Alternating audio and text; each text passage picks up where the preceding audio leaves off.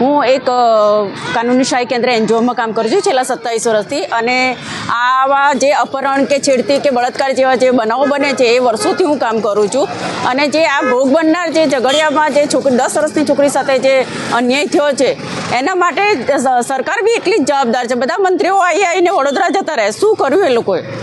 મારો પ્રશ્ન એ છે કે તમે લોકો જોઈને જતા રહે છો. કોણે એને પૈસા આપ્યા છે? કોણે એને ચેક બનાવીને આપ્યો છે? કોઈએ નથી આપ્યું. આ છોકરી 7 દિવસથી જે પોતાની જિંદગી સાથે લડત આપી રહી હતી, પણ એને બચાવવા માટે ડૉક્ટરો બી આખી ટીમ હતી, પણ શું થયું? આખરે એને મોત મળ્યું.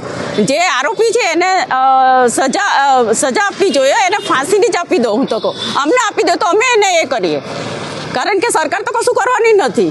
એને જેલમાં જશે, એ આજીવન કેદની સજા થશે. શું થશે? કશું જ નહીં થાય. પણ આવી જે નાની નાની બાળકીઓ સાથે અત્યારે બી સ્કૂલોમાં જાય છે તો એની સાથે છેડતીઓ થાય છે, પણ શું થાય છે? આખરે સમાધાન થાય છે.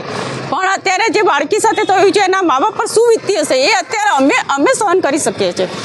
એના મા બાપનું શું થતું હશે?